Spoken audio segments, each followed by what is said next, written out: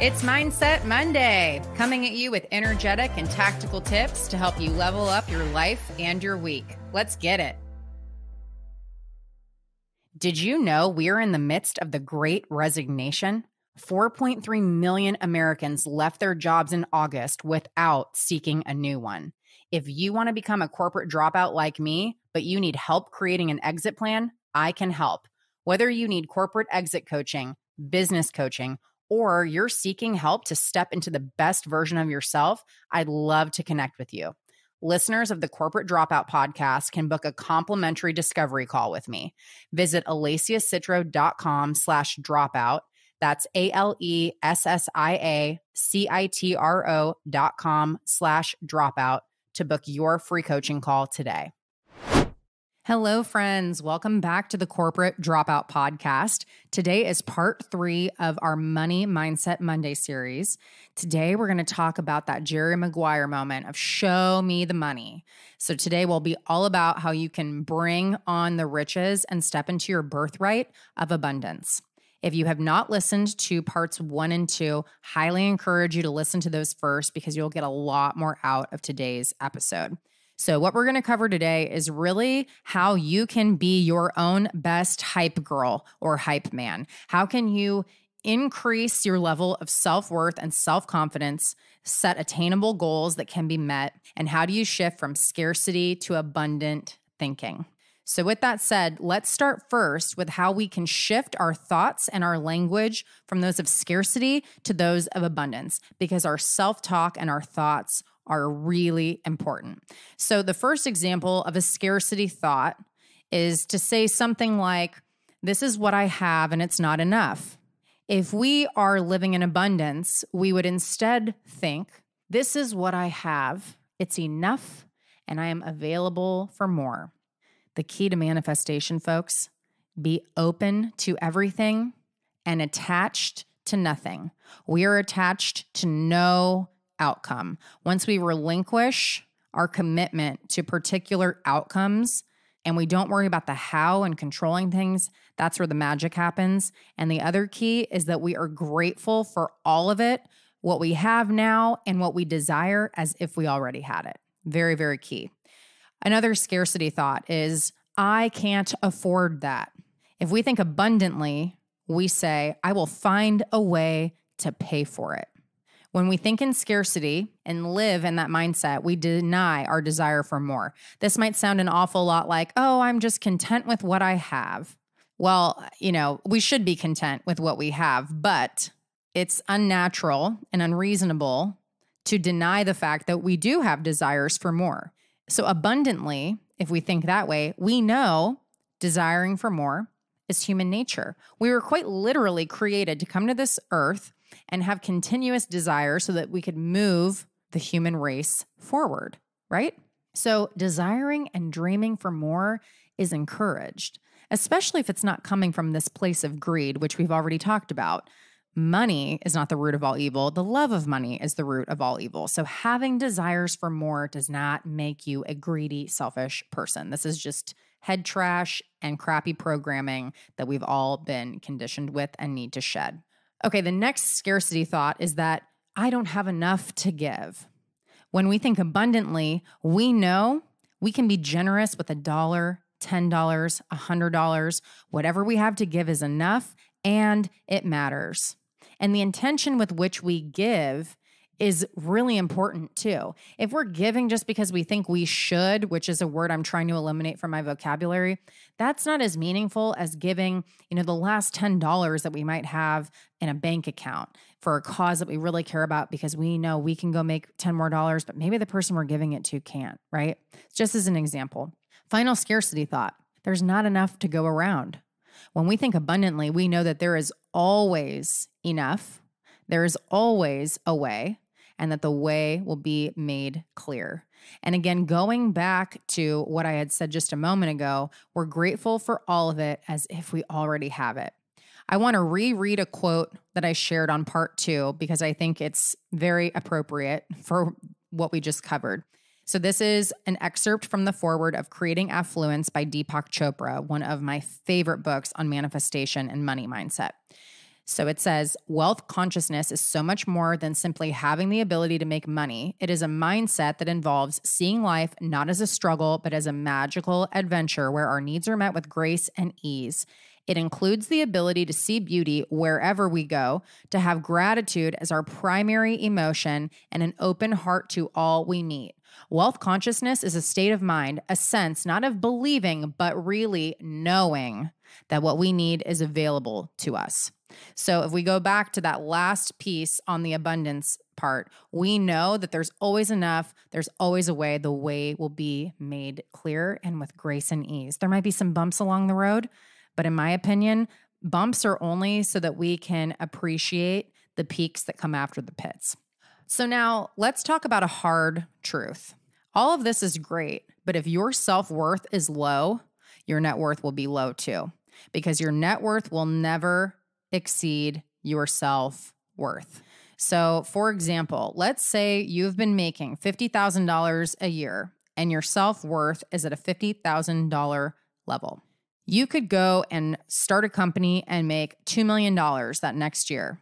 And if your self-worth didn't raise to match that, it stayed at $50,000, let's say, you're going to find a way to lose that delta. You're going to find a way to stay at 50,000 because that is what you have set your thermostat at. So let's go down this thermostat analogy for a second because I think it's such a good visual, and I'm a very visual person. So my favorite episode ever of the Ed Mylett Show is, I think it's like February of 2019. If you want to go back and listen to it, I'll link it in the show notes. He talks about controlling your identity to change your life. So how do you control your identity? Well, if your identity or thermostat is set at $50,000, we need to find a way to raise the setting. How do you do that? One way that you can do it is who you surround yourself with. So in this episode, Ed talks about that Jim Rohn quote that we all know, that you're the average of the 5 people you spend the most time with. Ed makes the argument that you're actually, it kind of depends on the department of life, right? So if I want to increase the thermostat on my spiritual life, I'm going to hang around people who are more spiritual than me, that are in a Bible study, that are meditating every day, that are doing energy work and energy healing, that kind of stuff. If I want to raise my thermostat setting in entrepreneurship, I'm going to start hanging around people who are successful entrepreneurs and more successful than me. I am going to invest in a mastermind and hang around people that will help me do a quantum leap and level up my knowledge and skills so that my self-worth will follow. So, the key with this, when we're talking about who we surround ourselves with, there's a great quote that you can't change the people around you, but you can change the people around you. So if we're older and wiser, we know people only change when they want to and when they're ready. So rather than trying to do that and fit square pegs in round holes, instead change the circles that you're in to be people who are at a higher temperature that will in turn raise your thermostat setting too. Here's the other formula that we've got to follow, and it's be, do, have. If you've heard of this already, it's always a good thing to revisit. If you haven't, this is so critical. Okay, so most people are living in the opposite order. They're doing everything by have, do, be. For example, once I have money, then I can do this mastermind and then I could be successful. Well, that isn't going to work out too well. Instead, we need to change our identity because it's what governs everything. It's the thermostat, again, as Ed says. So we need to decide, who do we want to be? Do we want to be a millionaire? Do we want to be successful? Do we want to be generous?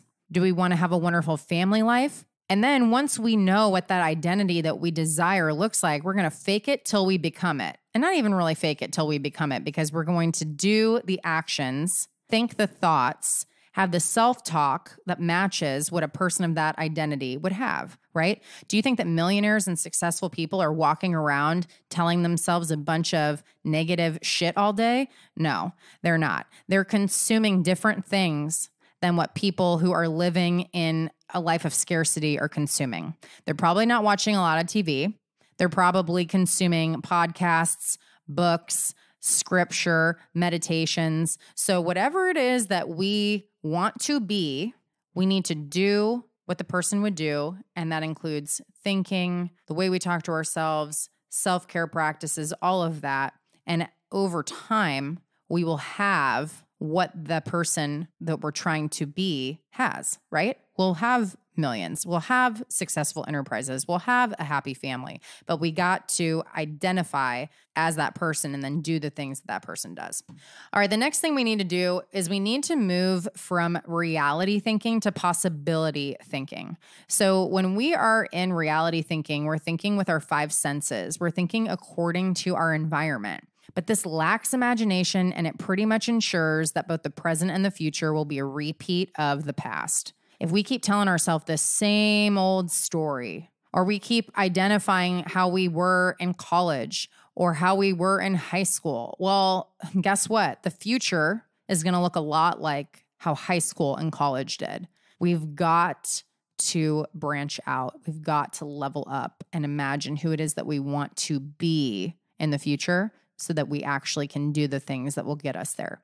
So when we move into possibility thinking, this is an imagined future to which you can be committed, says Dr. Serini Pillay. So it's believable, but it doesn't exist yet. And this creates an open template for your mind to architect a solution. So how does it do that? First, you're going to set a stretch goal. So this is something that is attainable and reasonable. So let's pretend that today you are homeless. You're living under a bridge, but your goal is to have a $40 million oceanfront mansion in Malibu. Well, that's probably too big of a jump. We need to have something that's more attainable. If it's that significant, you're almost certain to fail, and we're going to talk about why in a moment. So you create a stretch goal, so it's attainable, it's believable. Then you pair that with the belief that it can be achieved, and then the emotion that you'll have when it's met. So there's a book by Dr. Maxwell Maltz. It's another classic from the 60s. It's called Psycho-Cybernetics. And in that book, Dr. Maltz says, our subconscious mind does not know the difference between an imagined experience and a real one. So if you can envision when you achieve this goal, the feelings that you have, and then start to visualize it so vividly, like who's there with you? What are you wearing? What sounds do you hear? What music is playing? Is there anything that you smell? Many of you listening to this who know me well, you know that one day my goal is oceanfront property in Wailea in Maui. So if I'm picturing my stretch goal for that, I already have all the finishes of this house picked out. Like I can visualize the lanai as if I'm sitting there. I feel the warm sun on my skin. I feel the joy and the bliss as I sip a Pog mimosa poolside with my children. And you know what? That's going to make it a lot more likely to happen because my brain thinks that that is real because it cannot differentiate. So that's how we start to create goals that can be met. So what happens along the way to the goal? So there's tension that is in our brain when we haven't yet met it. And our brain wants to be whole. It doesn't like that tension. So there's three ways that we can go about relieving the tension. One is to introduce rewards along the way in the form of dopamine. So as you hit these little milestones, imagining perhaps the joy and the pride on your child's face when you share with them this goal that you reached. Or, maybe it's even in the form of rewarding yourself with something monetary. Back when I was working, anytime I would close a big deal, I would go buy myself something that would signify that milestone. And those are many of my most prized possessions because there's so much pride attached to them. So that's a good way also to develop the neuroplasticity to continue achieving goals if you can introduce these dopamine hits en route to the goal. The other way you can relieve the tension is you reach the goal. And the third way might surprise you. The third way is to quit. Yeah, the third way to relieve the tension is to quit and stay the same. How many of us have done this? We're coming up on the new year. I have set so many New Year's resolutions that have not been met. And when I quit, it feels good to quit, at least initially. After that, you're going to end up despairing because now you're aware of the desire and you still didn't meet it. And if you do this too often, quitting is going to be your MO because that is the the neural pathway that you have carved out. But if we are conscious of this and we don't make the goals too big, this is why I said if you live under a bridge, you wouldn't want to have a goal of a $40 million mansion, because are you going to have the grit to stick it out that long? Like, that's going to be a long haul, right? So making the goals a lot smaller, still dream big and maybe have those visualizations, but set the goals a lot smaller so that you can stick with them much better. All right. The next thing, how do we build our faith and confidence? So there's a few ways to do this. One is to reference past success and times that you've overcome adversity. If you feel like you don't have a lot of past success to reference, one of the things that you could do is look at the adversity instead. And what did you learn from it? How can it propel you forward? It's all about reframing. Now, this might sound kind of strange, but I honestly get a little bit excited now when I have a hardship come my way. I mean, depending what it is, right? If it's, something that's truly awful, then no. But, a little bump in the road here and there, I kind of like it because I know I'm going to learn something and it's going to make me level up. If you can have that kind of attitude when you hit these bumps in the road, it's really going to boost your confidence and it'll help you weather the situations too. Also, to build faith and confidence, you want to use emotions and intuition to inform decisions. Because if you see yourself as a credible source, you can learn to trust yourself. Interestingly, people who have lower self-worth are less likely to use emotion for decisions because they have lost the trust in themselves. So kind of on the same note, before I met Jeff, I had had a string of relationships that didn't work out. I talked about this on the episode where I share how I manifested him to become a Tinderella. And the way that I recreated that trust in myself was to think back when I had been making the decisions to go down the routes of these crappy relationships. There had always been that feeling in my gut that it wasn't the right thing. And so I actually went back to that to rebuild my trust. Like, I knew each time that this wasn't right, but I did it anyway. And so if you feel like you have a bad track record, try to go back and remember, was there that feeling that you shouldn't be doing this? And that's a really good way to help earn that self-trust back. 4 ways to recharge your hope and belief in yourself is, first, create awareness of what it is that you want. And then you need to find the why that makes you cry. It has to be bigger than just you. For me, it's pretty selfless. I mean, like we talked about in part 2, I know that wealth and rewards will always be proportionate to the level of value and impact that I'm making. So that's a byproduct, but really my why is the impact. Like, I know that I was meant to help thousands and thousands and thousands of people remember who they are, return to greatness, and do what makes them fulfilled. I mean, I'm just starting out on that journey, but the why is so much bigger that I have a Teflon suit on because I have such a strong why. You also want to set small, attainable goals like we talked about, and then celebrate those small wins and steps along the way. When it comes to making personal change, you want to evaluate pros and cons. What are the pros of the change and what are the cons if you don't? Until the potential reward outweighs the potential pain, it's not going to be enough to change. And also, here's the other thing too. Staying the same is a reasonable choice, perhaps, right?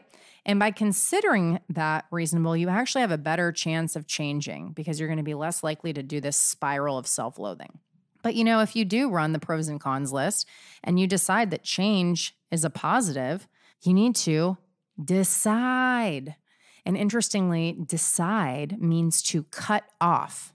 So you make the decision and you cut off everything from before. You're starting over new. And then you commit and you take sustained action. You keep going even when it's hard, even when you quote unquote fail. I love to share this fact. How many times did Thomas Edison try to invent the light bulb before he succeeded? And the answer to this always blows people's minds. So think of a number. How many times do you think Thomas Edison failed before successfully inventing the light bulb? Okay, have the number in your mind? The answer is 10,000 times. I'm going to level with y'all. I don't think I would have the grit to try something 10,000 times. I guess it depends what it is. Going back to why you have to have a really big why, right? His why clearly was much bigger than 10,000 quote unquote failures, right? But he failed forward and he learned, and eventually he succeeded. And man, aren't we glad that he did? So you decide, and then you burn the ships. And we've talked about this quote many times on the show, but in case you're a new listener and you haven't heard of this, way, way, way back in the day, there were these warriors that were going to a foreign land to conquer them. And the commander, when they arrived on the shore, said, burn the ships. And they said, well, how will we get home? And the commander said, you either win or you die. And so they won. So that is the level of intensity that you have to have. And why, again, you need to have that pros and cons list, and you need to have that why, because if it's just wishy-washy or it might be kind of good, but I don't know, you're not going to be able to burn the ships and really go all out. So to close it up, we're going to talk about some of the steps that Napoleon Hill shares in his classic Think and Grow Rich on how to yield the riches that you desire. So the first thing is the awareness that you want it, right? And then you need to turn that into a white hot desire. You have to want it really bad. This isn't like it could be nice. No, like I'm summoning ancestral stuff. I am summoning the collective of wanting to make the most of such a time as this. I mean, just the fact that we're all listening to this alive in the age of the internet in 2021, to whom much is given, much is required. Every single one of us that has an internet connection could be creating multiple businesses to create lots of value and hopefully generational wealth for our families. And that could also bless other people. We're going to talk more about that on part 4. So it's the awareness, the white hot desire, and then action. You need a plan and you need to be persistent. So when you're thinking about quitting, think about Tommy Edison again and the 10,000 light bulb attempts. So here are the 6 steps that Napoleon Hill lays out. So step 1 is, what is the exact amount of money you desire? Exact amount. Step 2, exactly what do you intend to give in return for the money that you desire? So it's the product or service that you're providing. 3, what is the definite date by which you intend to possess the money? Literally have a date in mind. And then step 4, you create a definite plan for carrying out your desire. So maybe this is a business plan, a go-to-market strategy, whatever it is, you create the plan. Step 5, this is where it gets really good. You write out a clear, concise statement for the amount that you intend to acquire. You name the time limit for the acquisition. You state what you intend to give in return, and you describe clearly the plan through which you intend to accumulate it. Then you read the statement twice a day. This is step 6. You read it once upon waking and once right before bed. And double underline this part. You are going to see and feel and believe yourself already in possession of the money. Literally as if you already have it. And again, why is this? Because Dr. Maltz told us the subconscious does not know the difference between imagined and real experiences. So if you can embody this with visuals, with feeling, and with the belief in yourself that you already accomplished this and you have gratitude as if you already did, get ready to blow that bank account up, y'all. So in closing, you are not the past. You are the present becoming the future. So whatever the old story is, whatever the old failures are, whatever shame and guilt you're carrying around, y'all remember that from part 2? Shame and guilt, they are the lowest frequencies that you can have in terms of emotion. They are going to attract more scarcity and more lack in your life. So if you have shame, you have guilt, let it go. Forgive yourself. What happened before does not define you. It is part of the mess that will become your message, as my friend Sandy says. So remember, again, you are not the past. You are the present becoming the future. Whatever it is, if you can dream it, you can do it, truly. So in summary, up to this point, here's what we've talked about.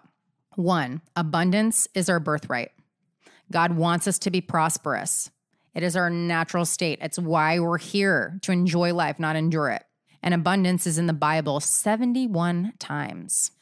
Next, we want to be the person that we want to be because identity is a thermostat. It governs everything. So fake it till you become it.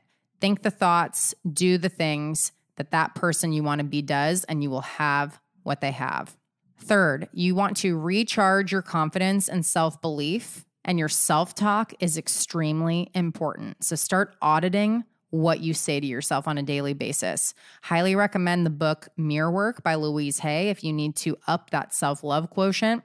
And I'm all about the affirmations. Bonus points if you do them in the mirror, like Louise Hay would tell you to.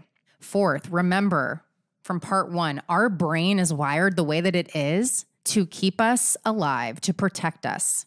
With awareness and intention, we can make conscious choices that will change our wiring and change our neural plasticity. Our brains are not fixed. Next, use the law of attraction to your benefit, not your detriment. So what you focus on expands, focus on abundance, focus on what you want, not on what you want but don't have. If you focus on the lack of it, you're going to attract more lack. So instead, you envision yourself as if you're already in possession of these desires. The next is that limiting money beliefs will not stand up to logic. So if you haven't listened to part 2, go back and listen to that. Any of these beliefs, if you actually test them with logic, they cannot stand up to scrutiny. So again, consciously rewiring our brains to undo this programming and conditioning. And then finally, the value of the service or product that you provide is what will reflect your net worth. But your net worth cannot exceed your self-worth. So increasing our confidence is absolutely key, and the world is counting on you. You are not here by accident. You're here to do big things. You're here to do epic shit, okay? So what we're going to talk about next week in part 4 is stewardship. Once you have ushered in these riches, now what? What do you do with it? So we're going to talk all about that and using money as a force for good. So thank you all for listening today. I'll see you back next time, and I hope you all had a great Thanksgiving. What you track grows. Grow what matters with the 90-day cycle to new habits journal and stay focused on what will move your business forward. Pick up your copy today at 90dayhabits.co and use code CITRO, that's CITRO, for 10% off. Thank you so much for listening to the show. If today's episode added value to your life in some way, please subscribe, leave a 5-star review, and share it with someone who needs this. I'd love to connect with you on Instagram and hear how the show has inspired you. So tag me or slide into the DMs. Find me at Corporate Dropout Official or Alacia Citro. That's ALESSIACITRO and 2 underscores. Until next time, remember that you're a badass, stay focused, stay hungry, and dare to drop out.